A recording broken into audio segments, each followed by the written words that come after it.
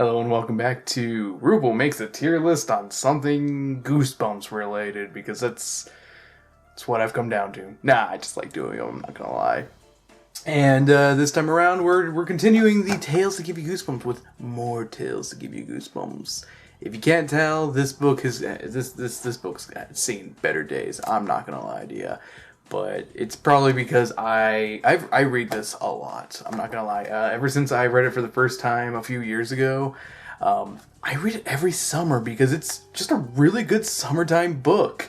And I might be a little biased when choosing some of these stories as like being a little scarier than others, because why lie? This book is top notch. This might be my favorite Tales book that I've read, but I haven't read them all. I do own them all, just haven't read them yet because I barely ordered them, and I kind of wanted the ones that I haven't read to kind of give me a little bit of a surprise, the best kind of prize. The surprise! And I'm very excited to get to review those later on. But we're here to talk about more Tales to Give You Goosebumps. The theme of this book, I don't think I talked about that last time. The last one kind of had loose theme, like kind of putting it together. It was like Ghost and Goblins, the game for NES. It's really good, very hard, very fun. I don't think the last book had a theme. I think it was Ghost, but it really wasn't all ghost stories because there was a vampire one at the end, and there was also the doll story. This one's summer themed. Yeah, hop on your surfboards, bro. Whoa, cowabunga, dude. Yeah, this one's summer themed. All the stories take place in summer, and I hate the summer, probably because where I live is 100 degrees out. I think it's 100 something right now. I'm boiling alive as we speak. But you know what? I actually do love the summer. I was about to say it's a time of summer camps. It's a time of movies. It's a time of reading good spooky stories. And like before, when making this tier list, it's not about how good the story is. It's about how scary it is. That's all I care about. I want to know how scared I'm going to be by this story. Am I going to get them nightmares? I don't think I will. I don't get nightmares from stories that often. Though, I do get weird dreams when I read anything by Junji Ito before bed, which I've tried not to do anymore. But let's start off with the first one. The Werewolf's First Night. Here's our little description. As always, Brian's parents have signed him up for day camp at Thunder Lake. There are rumors circulating that there are werewolves at this camp. The Thunder Lake camp is meant for teenagers, so Brian and another kid named Kevin are the youngest campers. Kevin is a nerdy, red-haired boy. Red hair alert! You'll find one in every book. Here's the first one. I lost my place there. Kevin is a nerdy red-haired boy who's always picked on by the three 15-year-old bullies, Jake, Phil, and Don. One of them wears a Red Bulls jersey shirt. Be careful. It'll come back later. One time while Don is smiling... Oh, sorry. I skipped ahead. Brian is paranoid. He is certain that there are werewolves at this camp. One time while Don is smiling, Brian thinks that he sees fangs. At night, Brian sees Phil running through the woods like a wild animal.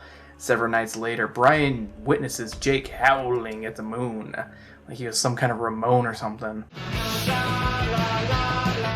Brian runs off to warn Kevin that Jake, Phil, and Don are werewolves. However, when Brian finds Kevin, he sees Kevin eating a piece of raw hamburger meat. Brian knows that there is a full moon coming, and he is terrified. He tries to get his parents to take him out of camp, but they won't. Brian is forced to spend a night in the woods with 4 potential werewolves during a full moon. The night of the full moon finally arrives. Brian peeks out of his tent to see what the other campers are doing and sees them turning into werewolves. Brian's terror is soon stopped when the werewolves take off their mask. The costumes were all a part of a big initiation joke.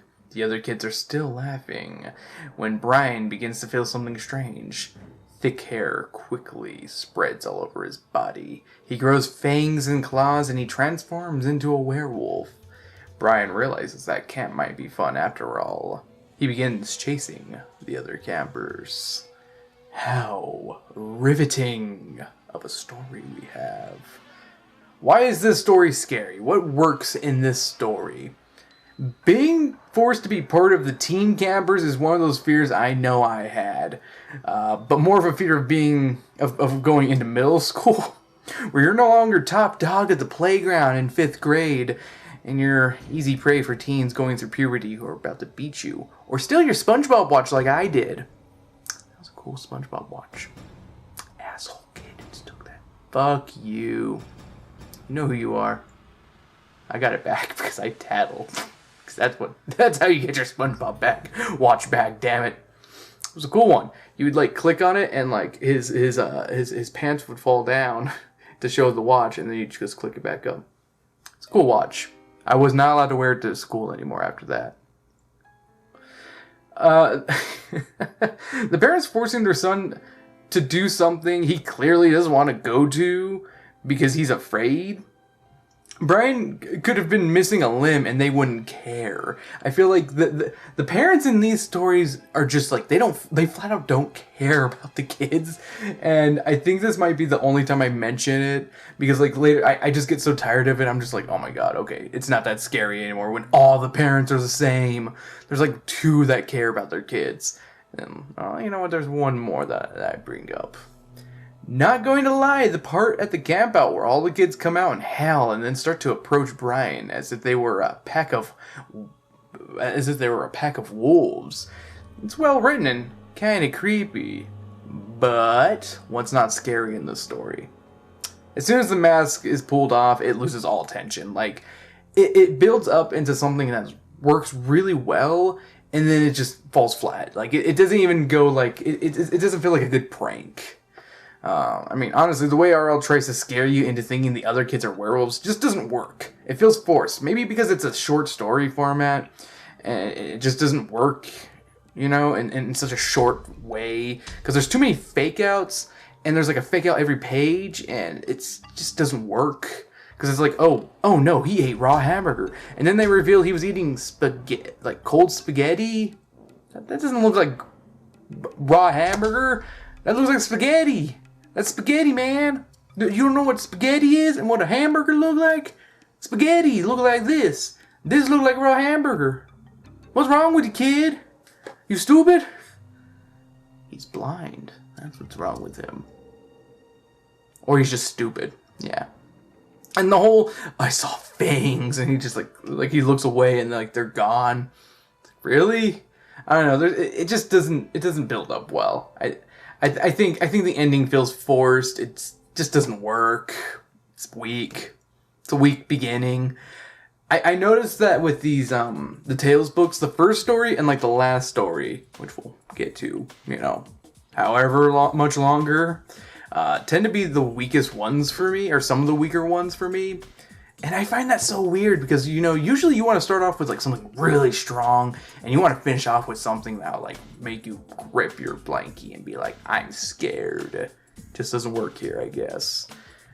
Final verdict on this story. While I do like the aspects of fear of hanging with older kids and parents that just don't listen, this one just doesn't cut it. The ending just doesn't work. Like, why is Brian a werewolf now? Like he is terrified throughout the story of being like, I'm scared of werewolves. I'm scared of like these people being werewolves, and then he becomes a werewolf. Like, what? My question is, why wasn't he like I don't know, like something that would be afraid of a werewolf, like a werecat or something, or like a were. Well, I don't know what else would be afraid of a werewolf. I got nothing. Werecat. We're sticking with werecat. We're sticking with werecat here, man. And that would make sense for him to be afraid of werewolves, because it's like, oh, he's a cat. Cats are afraid of dogs. That kind of thing. And then I don't know. I just don't think it works. I think he could have done something different. Like, why did he become a werewolf? Why? I just don't get it. It just doesn't work. Why is he so afraid? if he's a werewolf, or he turns out being a werewolf. I don't know. I think this one is a yawn for me. I think there's some things that work in this story, but man, squeaky chair. That's what doesn't work, I'll tell you that much. Squeaky chair. Whoops, Spirit of the Harvest Moon, you're not next. Yeah, I don't think that one worked for me. Also, this episode brought by Monster Energy and not Bang this time, because my work had 75% off, and I like a buck something monsters. My body doesn't like them. They're a lot of calories. Ain't I a stinker?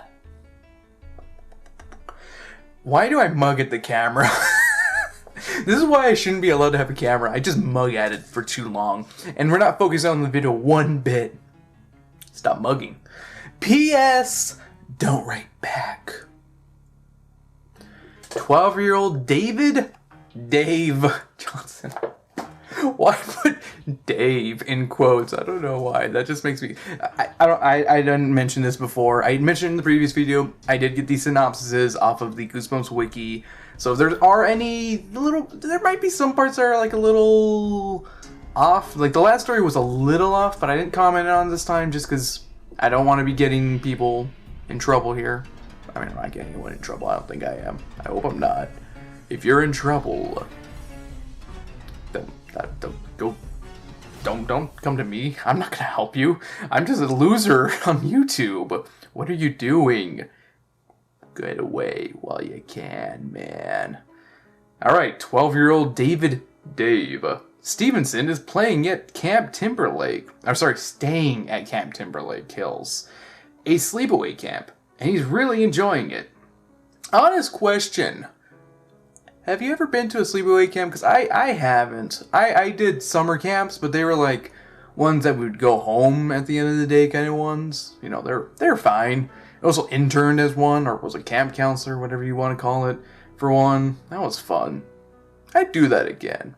But I'm probably too old now. They'd probably be like, nah, too old.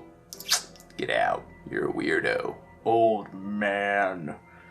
I'm not that old. I'm really not that old. I could probably get a job for it. I've got the experience. I'm CPR certified. But I digress. Though he's enjoying his time at the sleepaway camp. Though he's concerned that he hasn't received a single letter from his parents after a week at camp. Dave tries to call home, but his counselor Sam insists that he should only make calls for emergencies. Dave eventually gets a letter, supposedly from his parents, but it is unsettling. The letter says that Dave's parents won't come to camp on visiting day, and that he shouldn't write back. The letter also says that his sister misses him, which Dave suspects as false, as his sister was excitedly happy when he left for camp. The next day, Dave gets another letter. This one tells him that he is being sent to live with his great uncle John, and it also says not to write back. I'd be afraid of that too. I have a great uncle John as well, and he's kind of a douchebag. Yeah, so I get the fear in that. Later, Dave is preparing to partake in a mandatory scavenger hunt in the woods, and he rereads one of his letters. It is addressed to a David Stevenson of Camp Timber Lane Hills, not Lake, Lane, a neighboring camp. Dave assumes that there must be another kid with his same name at this other camp. Dave decides that he'll use a boat to get across the lake to the neighboring camp. While everyone is participating in the scavenger hunt. Dave's plan naturally works and he successfully crosses the lake. He finds Camp Timber Lane Hills, but it is ominous and dark. He goes into a bunk and finds a kid claiming to be David Stevenson, who demands that he leaves before he is seen. David runs away and sees a campfire. Many kids circle around the fire, holding hands, swaying back and forth, moaning. I don't remember any moaning. Was there moaning? I don't know why. It just seems... holding hands, moaning around the campfire. Oh, no. I know it's supposed to be like... you're like in pain, but... I don't know. I think of the wrong Moaning. Moaning Myrtle, getting at it again. One camper grabs Dave and tries to drag him towards the fire. Dave, feeling that he's in danger of being thrown into the fire, pulls away and rushes back to his bunk. When Dave gets back, he is reprimanded by Sam. Dave tells Sam about the other camp, but Sam tells him that Camp Timberlane Hills burned down 30 years prior. Ooh. Sam demands that Dave goes to sleep. Dave pulls out his letter, only to find that it is dated 1964. Alright, what's scary in this story? The idea of being forgotten about while away is a real fear. And then receiving letters saying cruel things, it's just not nice. It's cruel and unusual. I mean, he seems to have very loving parents, but something seems off when they're like, P.S. Don't write back. It just feels wrong. Doesn't feel good, does it? No, it doesn't. Just doesn't. Don't feel good, man. That's honestly a really good thing to like kind of make a kid be like, oh, I hope my mommy and daddy don't write something like that. Oh no. The entire scene at the Camp Timberlane is haunting and filled with suspense. Particularly page 24. Let us read from this book. This is a review, so this is allowed. Damn it. I jumped up, ready to bolt, but a long, skinny arm swooped down and grabbed my hand. The kid from the porch, his eyes glowed an evil red as he tugged me toward the fire. I struggled to break free, but I couldn't escape from the skinny kid's grip. The swaying campers turned to face us, moaning. Oh, I guess they did moan! Their sunken eyes stared blankly into mine. Were they in some kind of weird trance? They dropped their arms and parted for us. My face flushed in the heat of the leaping flames, and then I knew what would come next. They were going to push me into the fire. Ooh, spooky. Also, I like that. I like that twist ending. It kind of makes me think of like an urban legend almost, like where it's like something like that would happen in an urban legend. I'm surprised that isn't an urban legend, honestly. I bet there's like one urban legend where it's like, it turned out the letter was for someone before me, but they had died, ooh, and we had the same name for some reason, ooh. Feels like an urban legend. I don't know. I like urban legends. I'm not gonna lie, I have a couple urban legend books on my bookshelf, because they're fun. I like them a lot. I've always been a fan of urban legends. Including the movie. I like the movie. It's a good movie. Okay, what isn't scary in this story? I got nothing. Seriously, this story is creepy and it's good. Final verdict, this one is a double whammy of scares. It has child neglect, and a creepy ghost camp. And a good ghost camp, and not a lame one with Elvis. Like, there's some good scares. I do have one criticism. This story does feel like it's two stories kind of Frankenstein together to make one, which isn't a bad thing. It's not. Because honestly, the two do blend well with one another. It does work. Like, if they had been Frankenstein together and it kind of, one part was better than the other part, then I would definitely be like, oh yeah, this gets a lower score. But both parts work well together and create a good, balanced story. And for me, this one shoots to the top. Too scary for me, man. I don't want to go to no ghost camp. I don't want to get letters that tell me, hey, don't write back, asshole, kid. We hate you, kid. Sorry, kid, you suck. We hate you. Sorry, Charlie. I got nothing. Something fishy. Ooh, glub, glub, glub. Fishy! Wayne's World. Eric is living in an apartment with his mom and his sister Sarah. Their apartment is incredibly hot and it doesn't even have air conditioning. Eric owns a fish tank with several fish inside of it. Late one night, he dips his finger into the fish tank for fun, and he finds the goldfish likes to nibble on his finger. I don't know what I'm getting at there. Um, Eric stirs his finger around in a very specific pattern, right as the clock nearest to him turns to 10 a.m. I thought it was 10 p.m. Yeah, I was about to say, I think it's 10 p.m., not 10 a.m. Can we look at the story real quick for that? Can we find out? You know, it doesn't really say whether it's nighttime or day. I always assumed this was during the night that this happened, but I don't know. I'll have to reread it again. I thought it was during the night, honestly. Immediately after the clock strikes 10, he realizes that he is wet. Eric struck down to the size of a fish. At first, Eric has fun in the water. The fish tank is the size of a pool to him. However, after a goldfish attack, he realizes that living in a fish tank is dangerous. Yeah, because those bastards will try to eat you, damn it. Goldfish are assholes. They will eat whatever is in front of them.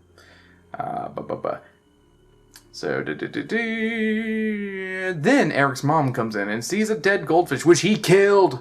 Yeah, that's right, he murdered that goldfish because that goldfish was an asshole. This goldfish called me an asshole. She uses a net to scoop out the fish, but she also scoops out Eric. Eric tries to climb out of the net to avoid being flushed. He manages to climb to the top of the net, but then he falls off of the net. I don't know why that was hard to say for me. As Eric falls, he closes his eyes. When he opens his eyes, he is returned to his normal size. Eric's mom is confused because he appeared out of nowhere. A while later, Eric still remembers the pattern that followed, that allowed him to shrink. So he decides to do it again, while Eric is swimming around in his private pool.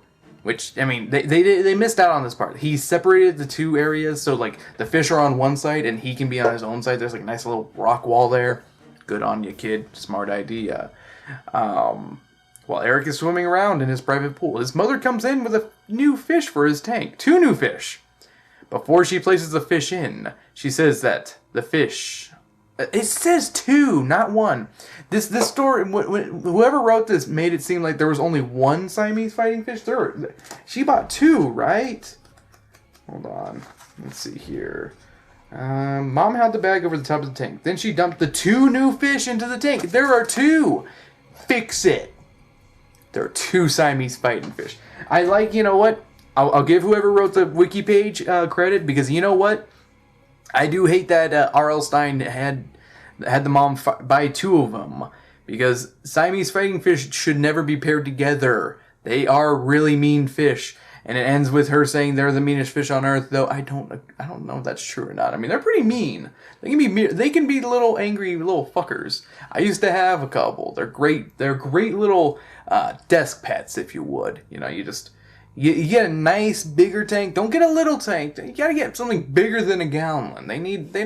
Those little ones don't work. But we're not talking about fish here. Okay, so what is scary in this story? 1 word: divorce. That's right. Little Eric here. He can't leave for camp or do anything fun because his parents got divorced and they got no money now. Even though, child support, but, whatever. I mean, whatever. Double-edged sword time for what is scary. The main creature trying to cause harm to Eric is a goldfish. That just doesn't seem scary, you know? It doesn't scream scary. It's like, oh God, dumb fish is coming after me. Oh, the idiots of the bowl. They're all like, I mean, seriously, they're idiots of the aquarium. Like, no. But then you realize those bastards will eat anything. And yeah, being stuck by a goldfish suddenly becomes scary. I mean, dumb fish is going to get you if you ain't careful. Shrinking down to a minuscule size is a fun adventure movie trope, but it's also a scary one. I mean, I like to think back to Honey, I Shrunk the Kids, like the freaking scorpion scene and when the kid's about to be eaten by his dad. Scary moments. Becoming small? Scary. Short people. No, we're not going to get into that. The part close to the end where Eric is picked up along with the goldfish and being taken to the bathroom is a good tense part. Like, he's being crushed underneath the goldfish. He's not just in the net with the goldfish. He's under the goldfish being crushed. And you're just like, oh man, One, that's gotta smell, and two, yeah, that kind of sucks. I mean, that fucker's probably really heavy. Because he says he's really small. I mean, if he's small enough for a goldfish to want to eat him, he's pretty small. So what isn't scary in this one? You know what isn't scary? Complaining how hot it is. Just makes me feel miserable and hot too. Damn it, it is hot in this room. But it's less hot with my nice cold Monster Energy. They should have a tie-in drink called Monster Blood Energy. Just saying. Give me the royalties. I hate this ending. I'm going to be very honest with you. I really don't like that the mom bought 2 Siamese fighting fish. They're just going to try to fight and kill each other before they get to Eric, and Eric will probably be able to get away from them. Like, it's less scary when there's 2. But I like whoever wrote the wiki page made it scarier by saying there was only 1. See that? See, they knew how to fix the story. RL, get all goofed up. Maybe the person who wrote the wiki page had a more modern version of the book. Because this one's, I mean, it's not first printing or anything, but it's definitely an early printing of it. Let's see how many printings this is. Oh no, this is the first printing, never mind. Shut up. And I took very poor care of it, because I love it so much. I need a new copy. Someone send me a new copy. You'll be loved if you send me another copy. But yeah, I was about to say, I don't like the whole fighting fish thing at the end, them being dumped in there with him. Don't like that part. Just don't. So minus the ending and constant talk about the terrible heat, I overall really do like this story. The mystical way Eric shrinks down makes for an interesting concept that I've never seen or read in a story, where someone shrinks down. And honestly, I've never really seen a story where someone shrinks down and gets into an aquarium. Like, that's a really cool concept. Like, it's cool. I'm not gonna lie. Cool, and you know what? I like it. I think, but we're not talking about that. We're not talking about whether this is a good story or not. We're talking about whether this story is scary or not. The story's kind of creepy. That's where I'm leaving on this one. I think the fight for his life, just flat out works in this storyline. It's kind of scary wanting your pet's fish are trying to eat you, or just like some of them get kind of pissed at him for killing the goldfish and they start going after him. It's like, oh man, what'd I do? I was just trying to survive. We're gonna get you, kid. We're gonna eat you like you're nothing. You're nothing to us. I don't know where I'm getting at. You gotta believe me. You can't read that one without doing the voice. You really can't. Nobody believes Stanley's story. He is trying to warn the world against aliens from outer space. Stanley isn't allowed to watch television, so instead he watches the night skies. While watching the skies, Stanley sees flying saucers. He tries to tell his family about the spaceships, but they won't believe his stories. His sister Laura says he just wants attention. And his little brother Dan says that he is a geek. This little asshole with his fucking tin foil ball. Go fuck yourself, geeky little baby bitch. Get out of here with your geeky ass fucking tin foil ball. The kid needs a new hobby. Yes, where I left off. Even Stanley's best friends Robbie and Melanie don't believe him, and neither do the police. At around 11 p.m. one night, Stanley sees a flash of lightning. He uses his telescope to look at the light source. He sees that the light is coming from a flying saucer. The UFO is floating above Mr. Tribble's cornfield. I get the reference! Stanley sneaks out to explore the field where the UFO was. When Stanley gets there, the field is empty. Mr. Tribble comes out and yells at him, and Stanley can't convince the man there was a flying saucer. At around midnight the next night, Stanley sneaks out again. When he gets to Mr. Tribble's barn, he sees a flying saucer resting behind it. Stanley also sees green aliens on the ship. Stanley overhears the aliens talking. They reveal that they have been using television broadcasting to convince humans that space aliens aren't real. The aliens spot Stanley and catch him. The aliens force him to watch television for hours. The aliens think he is hypnotized, so they send him home. Stanley rushes home to tell his parents about the aliens, but they still don't believe him. The next day, Stanley buys over $100 worth of aluminum foil, which he charges to his parents. I think that's such a funny part. That happens twice in this book, where someone's like, I don't have enough money, my parents will get it for you. People, they don't do that, do they? I don't know. At least not in big stores. He uses the foil to make a giant mirror. He puts his mirror in Mr. Tribble's yard. When the aliens come the next night, their spaceship shoots out a blue beam of light. The beam of light was meant to hit a broadcasting satellite and inject the signals with the aliens' hypnotic messages. However, the light is reflected by Stanley's mirror back at them. The aliens are hit by their own hypnotism beam and fly away. Stanley assumes that they will be unable to return because they hypnotize themselves. Without any real proof, Stanley can't validate his tale. The story ends with Stanley claiming that he sees the alien ship returning. Ooh. So what's scary in this story? You know what's scary? The description of the aliens on page 47. Bitch. The aliens. The things from outer space. They were big. The size of Mr. Tribble's cows. They didn't look anything like cows, though. They didn't look like anything else I'd ever seen, except in nightmares. Their skin was mucus green color. They had giant, mushed-in hands with big, glittery eyes. They had tentacles all over their heads, where their hair should be. They walked on 6 legs. 2 arms grew out of their backs, and instead of hands, they had giant claws. A slimy green goo dripped from their bodies. That's solid. That's solid description right there. It ain't no, tabaxi. Not tabaxi. That's a D&D ancestry. Fudge. I can't remember what the centipede centipede aliens from Animorphs are. And there ain't no Hork-Bajir, but you know what? It's good enough for me. It's alright. Also, the idea of aliens using TV to ensnare the minds of humans and make us all stupid really works for me. I've always felt that TV makes you dumb, and this just confirms it. Thanks, RL. Now, why isn't the story scary?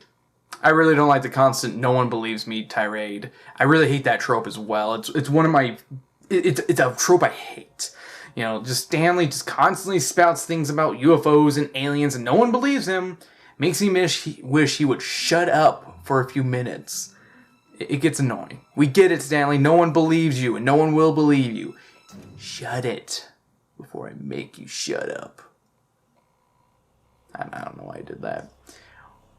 What should feel like a tense scene when Stanley gets captured by the aliens ends up being a droll one. Nothing happens. He just watches TV and they let him go. You think they're gonna, do something to him? Actually, try something? But it's no, we're gonna make you watch TV and go away now. Bye-bye. Get out. Also, the ending with aliens returning is such a Stein lame ending. This one just doesn't work for me.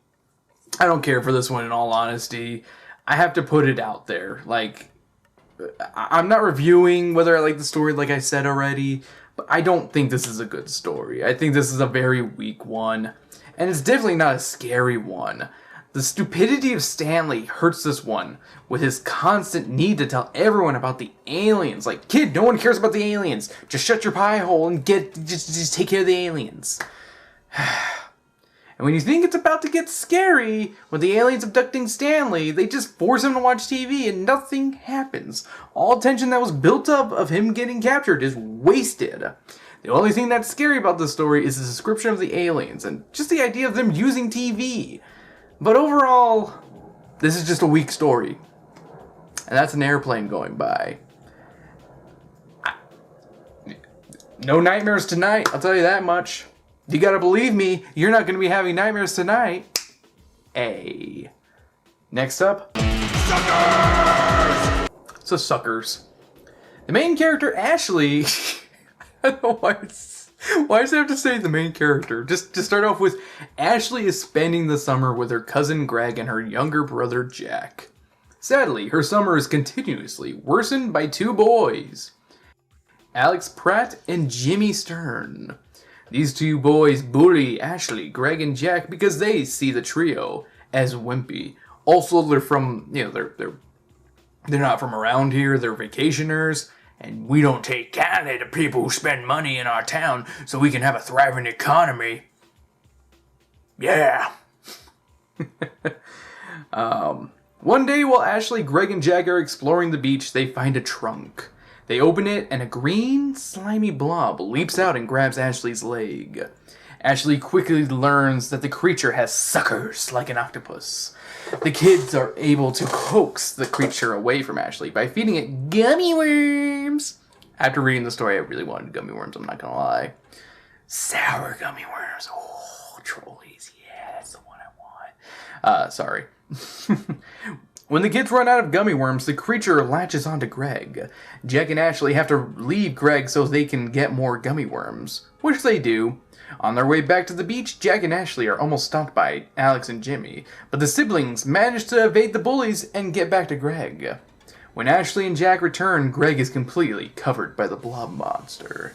The siblings use their new gummy worms to lure the creature back into the trunk it came from, and they shut the trunk, enclosing the creature and candy inside. After they do this, Alex and Jimmy find them, so the trio runs away. Alex and Jimmy don't chase after them because Alex notices a bag of gummy worms sticking out of the trunk on the beach. Jimmy decides to pull open the lid of the trunk. And that's how it ends. Why is this story scary? The sucker creature is pretty freaking scary. I'm not gonna lie. Creatures that get stuck on you and will not let go, that's scary to me. It's kind of like monster blood. It's sticky and won't come off or growing. Yeah, monster blood doesn't stick to you. I don't know why I said monster blood. Well, you know what? It does envelop people, so it's kind of sticky-ish. Won't let go. Fucking Evan got out somehow. Then it's slowly growing and encompasses poor Greg. This is a truly threatening monster. And, oh my god, and then the ending where they're literally about to watch two kids get eaten by this monster, and they're okay with it. And you know what? Think about the ambiguity of this story when you think about it. These kids, they never locked the chest or anything. That monster is about to be loose in this small town. They have let this town go to ruin, all for revenge. Truly haunting, am I right? Why isn't this one scary? This one has one of the dumbest scare moments that would have been a chapter break in a normal Goosebumps book. They tried opening the door. It's locked! No one's home! Then immediately, they look under the placement map. There's a key. Fuck off with that. I hate bad scares like that. I hate them. And this one has so freaking many. There are 3 fake outs.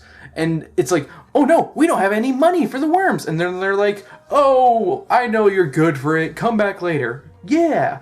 Oh no, my bike chain came loose. You're gonna have to ride without me.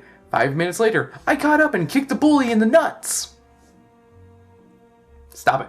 Stop with these fake outs. When the story is so short, fake outs ruin it. The part where they get some gum. Yeah, I was about to say. It literally has 2 false scares in a row and just keeps going and going with them. It's just not good. Final verdict on this one. I love the sucker monster so much. Its vague description and ever-growing size make it a monster that I wouldn't want to fist fight. My main problem with the story is it has 3 fake-out scary moments that are reminiscent of any bad Goosebumps chapter stinger. And I hate those parts so much. They don't add to the fear. They make you want to keep reading so you can see what shit didn't happen. That's what happens. But with a creature that's creative and an ending that's quite fucked up, I'm gonna give Suckers mild Goosebumps achieved. And look at that, we're 5 stories in, we're literally 1 of each. Yeah. Dr. Horror's House of Video. Ben Adams is a horror movie fanatic. When he discovers a video shop in town, he's excited to explore it. Better yet, the shop is called Dr. Horror's House of Video. He said it! Ben walks in through the open door and is greeted by Dr. Horror, an elderly man. Dr. Horror says that all the movies in the shop were directed by him. The narrator explores the store, and he begins watching a film about Lizard Man, a lizard monster. I don't know why you need to explain what the Lizard Man is. It's a lizard monster. It's a lizard man. Come on, description. You don't need that. Sadly, he has to go home before he can finish watching the film. The next day, the narrator goes back to the store by himself. The shop appears to be closed, so the protagonist decides to sneak in. Can you just use his name instead of saying protagonist and narrator? Sorry, this bugs me a little bit. It's like, you don't need to. So the protagonist sneaks in. The film from the previous day is still playing, so Ben gets to watch the ending. Ben prepares to go, but the door won't open. He is grabbed by a lizard monster. Other monsters appear as well, such as mummies and vampires. Dr. Horror shows up, and the narrator notices that all the monsters are creatures from Dr. Horror's movies. Dr. Horror offers to let Ben be in the second film about Lizard Man, and Ben accepts the offer. For the film's first scene, Ben is tied up as Lizard Man approaches. Ben is impressed by how lifelike all the monsters appear to be. However, he slowly realizes that the monsters aren't actors in costumes. They're real. Dr. Horror tells Ben, who is still tied up, that the first scene will feature Lizard Man feasting. Ooh. Why is this story scary? Dr. Horror gives child predator vibes. He makes movie in an old garage behind the store? Like fucking Amber Alert waiting to happen here, man. Just nah. Nah, man. Just nah. Get out of there, kid. Red flag alert. This guy films movies in a freaking garage behind a store? Just no. Wanna be in my movie, kid? Kid, he's going to film you without a shirt on, like that episode of Smart Guy or Different Strokes. All right, now I want you boys to scream real loud at my ass. Mom allowing this to happen. Negligence is scary. The realization that monsters are real is a solid little moment. I do like the moment where he's just like, wow, they look so good. And then he's like touching Lizard Man. And it's like, no, this is real. Oh my God, why am I touching this? And then the ending when you think Dr. Horror is going to, he's going to stop everything, let him go. And then he's just like, all right, let me fix your hair, kid. Bam. What isn't scary? I've got two things for you. There's a fake out scene when he's watching the movie, watching Lizard Man in the store, and there's a green hand that gets on his shoulder. It's his mom with freaking gardening gloves. Why'd she wear them and try to scare him? I don't know. And then apparently a line from page 76 is not scary. Lizard Man, in all his green glory, towered over me like ... a monster. That's just poor writing. Poor writing will always bug me. So final verdict. This story is scarier than R.L. wanted it to be. It can be taken in another way, in all honesty, like literally. He's going to abduct you, child. He abducted you. You're in a snuff film. Get out. Like, seriously. Like, I don't think R.L. meant for this to be read as an allegory for child abduction, but it reads like that. Like, you can't deny that, right? Like, everyone's read this story as an adult, and it's like, this is a child abduction story. Get out of there, kid. Stop. Also, this is a snuff film that will be viewed by the next child that will be a victim of Dr. Horror. Think about that for a second. The next kid who's going to be coming into the shop is going to be like, wow, this movie's really good, and it's a snuff film. No.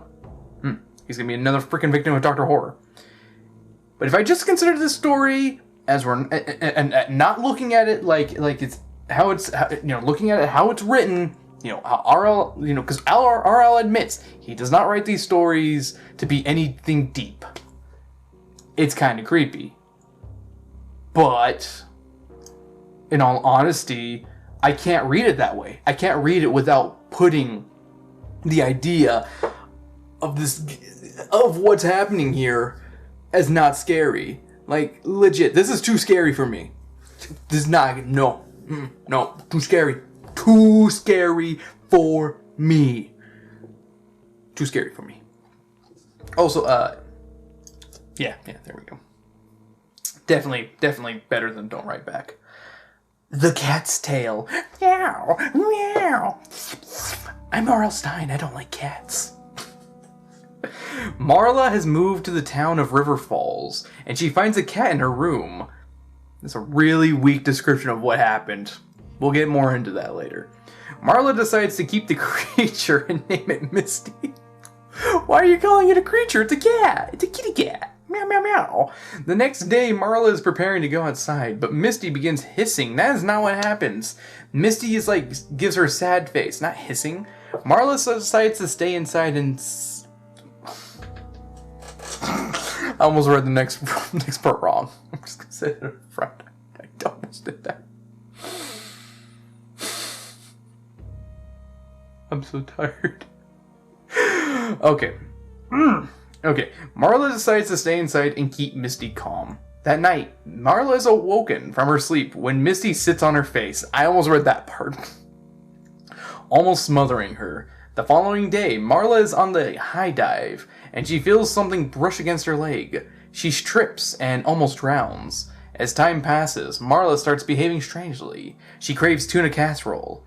At night, she hears whispers telling her that some entity wants to steal her body before it has lived its 9 lives. Ooh. The next morning, she's uncertain whether or not she was dreaming. Later in the day, Marla begins adding all of the events up, and she concludes that she must get rid of Misty. I mean, yeah, why not? Marla takes the cat to an animal shelter, but Misty somehow makes it back home. Marla decides to put Misty in a cage and put her on a bus that's traveling far away. Like some kind of fucking Looney Tune here, you know? While Marla stops to get something to drink, her bike and the cage... No, it's just a cage. No, neither of these things happen. Okay, while Marla stops to get something to drink, her bike and cage are run over by a truck. That's not what happens. No, the cat got out of the cage and gets hit by the truck.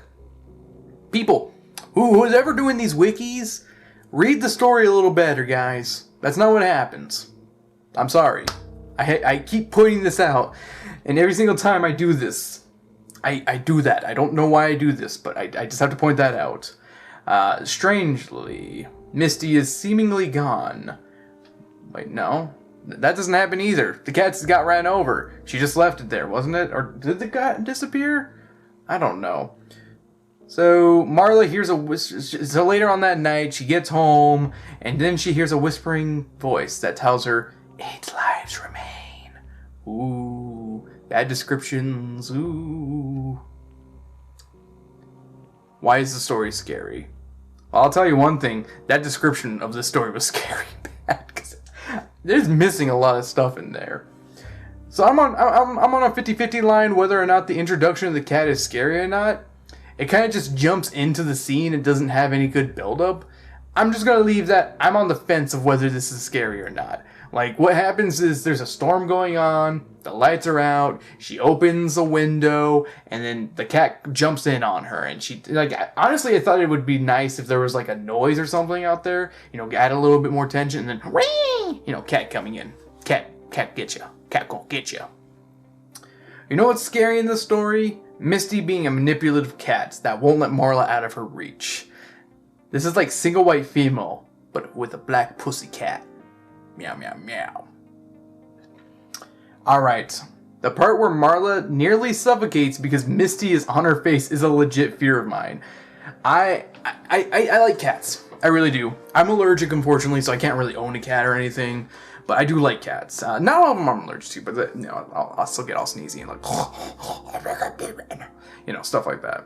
But here's story time. I used to be a full-time babysitter when I was when I was 17, 16 to 17 that summer. And I took care of these 2 kids, and they had 2 cats. One's name was Charlie. He was a boy cat. He was young. He was, meow, meow, meow, I'm cat. And then they also had a very old cat named Miss Pooters. Love that cat. And normally I would sleep over there just because it was very far away from my house, and just to make it easier kind of thing. And I would sleep in the stepfather's man cave. But one night he needed it because he had to do an overnight or something. So I had to sleep in the living room on the couch, which was fine. I didn't mind one bit. But I woke up the next morning, and Miss Pooters was on my chest sleeping, and, while yes, it was cute, it did make me go, wow, I'm a little afraid of a cat sleeping on my face. 'Cause that's kind of creepy. I'm not gonna lie, it kind of creeps me out. Alright. The concept of the cat trying to take over Marla's body is pretty chilling, and the little rhyme that goes with it is a nice little touch. I'm just gonna read it real quick. 9 lives, 9 lives. I will have thy body before I've lived my 9. Thy life is mine, and mine is thine. It's good. It's chilling. I love that it's like heard like really close to her ear. It's just whispered, you know. It works. It's creepy. It's good. The sudden death of Misty is very jarring, and then just the ending. I want to read the actual ending because the wiki page does not give good. Does not work here. I'm just gonna say it. That night I slept soundly, peacefully, for the first time in days. I pulled the covers up high and snuggled my head into my soft pillow. I'm sure I had a smile on my face as I drifted to sleep. The smile faded when I heard the whispers. I sat up with a shiver and listened to the soft chant of the words. 8 lives. 8 lives left. I will have thy body before I lift my 9. Thy life is mine, and mine is thine. R.L. Stine must hate cats, because he really makes them the villains in more than one book. So what isn't scary in this book? You know what isn't scary? The diving board scene, where literally the cat is somehow up there and scratches Marla, and she just falls into the pool, and then she can't swim now. It's a little funny to me. It's a little cartoonish. It's a little Looney Toony, if you would. And then, oh my god, when she starts acting like a cat, like craving tuna casserole and she literally pounces on a mouse. It's a little ridiculous. And then the part when she dumps Misty at the animal shelter and then suddenly the cat is back home. Is that not from a Looney Tune cartoon? Like, I swear I've seen that on Looney Tunes or Animaniacs or Tiny Toon Adventures or something. Like, is that not a thing? I don't know. Final verdict here. This one's a bit of a mixed bag of meow mix. Though it has some good chilly moments of single black cat, it also has some pretty silly moments when Marla's acting like a cat, and when the cat returns from the shelter and she has peanut butter. Like what is she? Peanut Butter Kid from fucking Recess here? Like, come on. Look at that kid. Fuck that kid. I think the scares outweigh the silliness, though, and I'm gonna give this one a kind of creepy. I'm gonna give it above Something Fishy. I think it's a little creepier than Something Fishy. Just me, though. Alright, 3 more stories to go. Time to have a little drink. Monster. Blood. Energy. Seriously. Alright, make it happen. Shell shocker. Tara Bennett picks up a beautiful shell on the beach. You know what, it leaves out a part where she pushed her brother out of the way and took the shell from him, but I digress on that. She raises a shell to her ear, and she hears a voice begging for help. Help me! Help me! It's like a little fly in there. Get out of there. The being inside the shell says it's a prisoner, and it begs Tara to take it to the cave on the beach.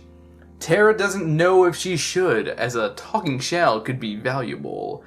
But the being promises that she will find the biggest shell in the world if they go to the cave. Also, the shell says the shell will only talk with her. Manipulative shell. You win this round, shell. Shell in a hell in a shell. The voice in the shell guides Tara to the cave. Inside the cave, Tara is attacked by spiders, but she continues on in the hope of finding the giant shell. Tara falls into a pile of bones, but the voice assures her the bones belong to the fish that washed into the cave.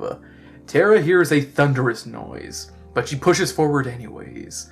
Finally, Tara spots the biggest shell in the world. Unfortunately, the shell houses the biggest hermit crab in the world. As the massive hermit crab grabs Tara, the voice in the small shell celebrates its success at luring in another victim for its mother. So what's scary in this story? The shell tells Tara not to tell her parents where she's going, and that they won't notice she's even gone, is a legit stranger danger. How many times does RL have to put something like this inside his stories before we go, damn RL, you making stranger danger happening all around here? You're freaking us out, man. I'm gonna admit, I think the cave is kind of stereotypically scary with the whole, ooh, it's dark, and there's creepy crawlies on the walls, and bones everywhere. It's creepy, but it's not subtle, and I like it. I'm not gonna lie, it's not subtle one bit, but it's nice. Tara's fate at the end of the story, like, she's not just grabbed by this fucking giant hermit crab. She's crushed, brutally ending her life, just like that, like nothing. Like, it's not like she gets eaten. Like, you know, sometimes they'll end it with like, and it gobbled me down. No, it's that it crushes her. Crushing. I think I've talked with my friends a lot about this, but I really enjoy bludgeoning deaths because I think they're the most brutal. Like, not in real life or anything, but like in like horror movies and stuff, because I find them to be just more brutal. Like, blunt force trauma. It's scary. So what isn't scary about the story? I'll tell you what isn't scary. R.L. Stine picking on girls named Tara. This is the second Tara I know in a story that is a piece of shit. And, I mean, I'm looking at you, Cuckoo Clackadoon with Tara the Terrible. Tara is probably the worst character in this volume. She might just be the worst one. But you know what? When she gets her comeuppance, it is nice. And you know what? She's not as bad as the Danger Club in the last book. I'll be honest here. I don't think she's that bad. But she is pretty bad. Now that I think about it, do I hate Stanley or her more? I think I hate Stanley a little bit more. I really don't like Stanley. From You Gotta Believe Me. Final verdict. Tara may be the worst kid in this Tales book, but damn do I enjoy this story. The cave is a classic creepy place, and though it's filled with stereotypically scary things, it doesn't take away from the atmosphere it creates. The giant hermit crab will always be one of my favorite monsters in these books, and hell, it was even this one and a couple of the other stories were actually released by themselves, if I'm not mistaken, in the French versions. I will need to check the wiki on that one. Yes or no? Put your answer right here, Chris. Thank you for answering that question. I don't think it's scary enough to be kind of creepy, but you know what? I think mild goosebumps were achieved with this story. Yep, that's what I think. Poison Ivy. Matt is sent to a sleepaway camp called Camp Wilbur. Such a lame camp name. Even he says it. Even though he doesn't want to go, Matt is assigned to a cabin with 3 bunkmates. Vinny, Mike, and Brad. Vinny and Mike are fine, but Brad is hard to deal with. Brad brings 3 trunks with him and wears pungent aftershave. Pungent. I like that word, pungent. Good use of that word here.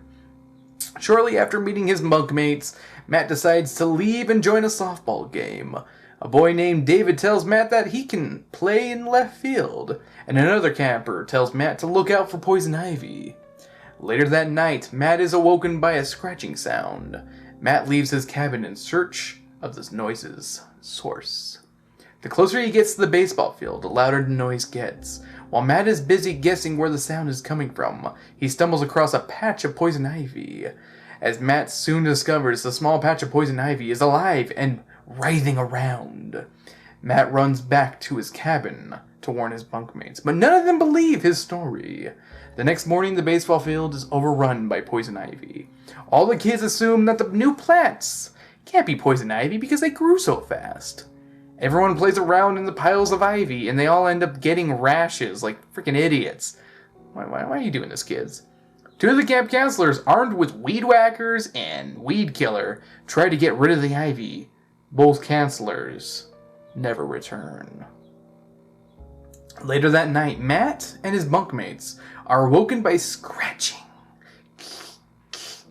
They learn that poison ivy has covered their cabin while they slept. The boys in Matt's cabins have to fight off the ivy to prevent it from entering their cabin. The boys discover that the poison ivy hates the smell of Brad's aftershave. The plants retreat whenever they are close to it. The boys decide to spray the aftershave everywhere. The living plants recoil and slither away. After the plants are gone, everyone at Camp Wilbur begins to cheer for Matt and his friends. Their celebrations are cut short when they see something that looks like a tornado. Brad's aftershave has attracted a giant swarm of mosquitoes. What is this, a story from Junji Ito's Uzumaki? That happens in there, right? Was that in Uzumaki or was that one of his other random stories? I don't remember. Thank you for answering while I drank that, Chris. I really do appreciate it. I really appreciate you grabbing a book off your bookshelf and checking this for me. Actually, do I still have my copy of Uzumaki? Because I think I lent that to my brother and he never returned it to me. The bastard. The bastard. Why is this one scary? The first encounter at night with the living poison ivy is pretty good. I like that it's in pitch black night, and how the clouds open up and let in some light from the moon, revealing the man-shaped poison ivy plant that's spreading itself across the baseball field. It works. Just does. The poison ivy is pretty terrifying. I mean, it consumes 2 of the camp counselors who were trying to eradicate it. That's pretty brutal. Dr. Brewer would approve of this. I love the twist ending on this one too. It's so, like, they're so triumphant in the end. They're like, fuck yeah, we got rid of the poison ivy. And then, oh no, one of the worst things imaginable. A plague of blood-sucking mosquitoes appears, and mosquitoes suck. Now, why isn't this story scary? Why isn't this story scary? The way they defeat the ivy feels like Arlstein's way of making a comment on how he hates aftershave. It just takes away from it a little bit, just because I think it's a little funny. So it's a little ridiculous. Final verdict. This one starts off kind of weak, but I like how it shows the danger early on and its slow manifestation across the camp. The poison ivy is a real threat. It makes a good natural horror concept. I like a good natural horror. You know, it kind of reminds me of the Creepshow segment, The Lonesome Death of Jordy Verrill. Like, and honestly, I'll forgive the tacky ending with the aftershave, just because without it, you wouldn't have one of the best twist endings in all these stories. Like, legit. You wouldn't have a great twist ending with some mosquitoes. I'm gonna say this one is too scary for me. Ooh, I like natural horror a lot. It's shooting to the top. It's my number 1 favorite one in this book. Funnily enough, the second to last story in the last one was also the top one. Huh. I wonder if that's going to be like recurrent theme here. Okay, final story. The Spirit of the Harvest Moon. And we're not talking about that spirit from Harvest Moon. Sam, you need to tell me if that's a real thing. 'Cause I don't know. I don't play Harvest Moon. I just get bored. Jenny and her parents are visiting an obscure resort called Pine Mountain Lodge. The lodge's keepers, the Bass family, look creepy and act strange. In fact, only their dog Bravo looks normal. Mr. Bass demands that Jenny's family keep the windows in their rooms closed at night. As Jenny tries to sleep, she hears something calling her name from outside, complaining about the cold. The next morning, Jenny's parents go hiking, but Jenny decides to stay at the lodge with Tyler, Mr. Bass's son. Tyler warned Jenny that the area around the lodge is haunted. A tourist once died in a nearby peak, not at a Pink concert. That would be horrifying on its own, but you know what? That's pretty scary too. Am I wrong? And their spirit must find a new body to possess each year on the night of the harvest moon. If one becomes possessed, they will be forced out of their body, left to walk the earth for a year as a mist. That night, Jenny hears a voice calling to her again. Jenny soon begins to suspect that Tyler is the ghost. The following day, Jenny learns that there will be a harvest moon that night, and also Jenny's parents will be playing cards with the Bass family. Technically, they're playing bridge. Is bridge played with cards? I've never known what bridge is, so I'm gonna assume it's a card game because it says so here. Yeah. Never played bridge. I don't know. So Jenny will be alone for the night. Once she is alone, Jenny hears someone claiming to be Tyler outside. Bravo runs up to the door between Jenny's room and the outside, and he begins barking. The ghostly voice goes away, and Jenny opens the door for Bravo. The dog walks inside and speaks to Jenny, thanking her for letting him in because it was cold outside. Such a silly ending. Alright, what's scary in this one? The way Tyler explains the legend of the spirit of the harvest moon is kind of creepy. Like, I just imagine, like, the way they describe this kid is, like, so gross. Like, he has, like, really thin, pale skin where you can see the veins and just like, doesn't he have, like, red hair? Can we find this out? Is he a creepy redhead? Is he another creepy redhead here? We got a creepy redhead, huh? Orange hair, light orange hair, creepy ginger here. Just saying. Not all gingers are creepy, but that's a creepy ginger. You know the ones. That's one of them. Like, I just imagine this kid, like, having, like, a plain face and just telling the legend like this and having no expression. Nothing at all. Just saying it like this. Looking deep into your soul while he does so. Something along those lines. That's what I imagine this character doing. I'm torn on the climax on this one. It's a double-edged sword again. It's another one of those. It just happens so quickly, so fast. Like, we have Tyler banging on the door, trying to be let in, and then, like, immediately, Bravo scares him away. And then she lets the dog in, and it speaks to her because the spirit was Bravo. The spirit was inside Bravo the whole time. Like, this all happens on one page, and it's just not satisfying. Like, it's kind of creepy because of its, the ending is left ambiguous, but it just doesn't work. I just don't think it works here, it just feels kind of weak. Feels kind of weak, honestly.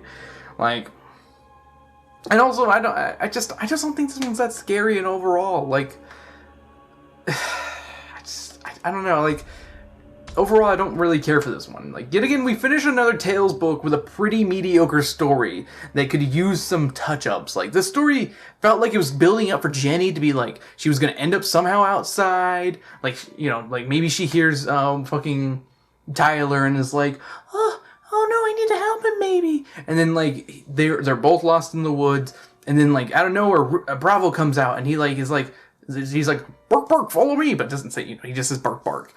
And she's like, oh, thank God you found me, Bravo. And, like, she pets him, and he's like, I'm glad I found you, too. And then just ends like that. It should have ended like that, I think. Yeah, I think this is a pretty weak one.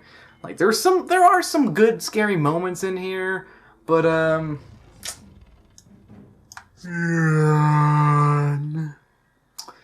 Alright, this is the definitive one.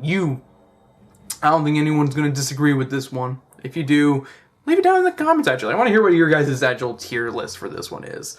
Thank you to Spongy for actually doing one of his own at the last video. I thought his list was kind of similar to mine as well. There were a few different spots for us, but I think later on some of the other stories are going to be a bit more hard to decide where it's going to kind of end up.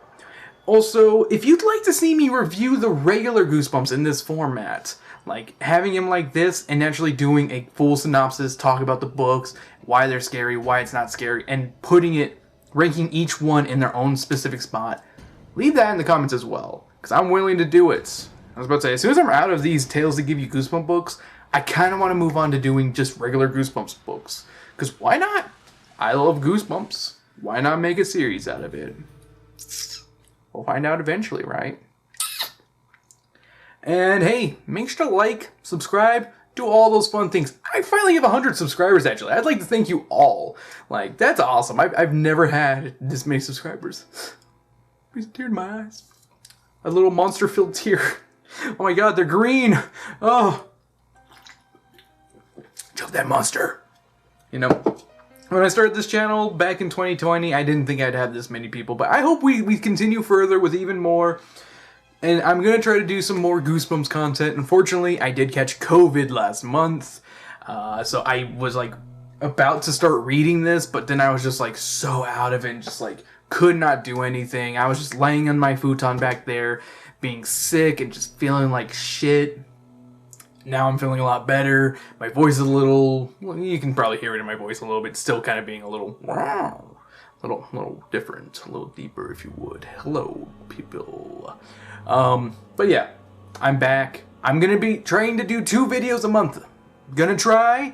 No promises, but I'm gonna try. I'm hoping to also start a new series up eventually, but we'll see. We will see. If you like the video, like and subscribe, yada yada. Join the Patreon at patreon.com/speakingofwhich. Seriously, $1 a month gets you all the bonus content. You get this video, the actual podcast that I'm actually on, that's part of the whole network that we're on, almost a week early.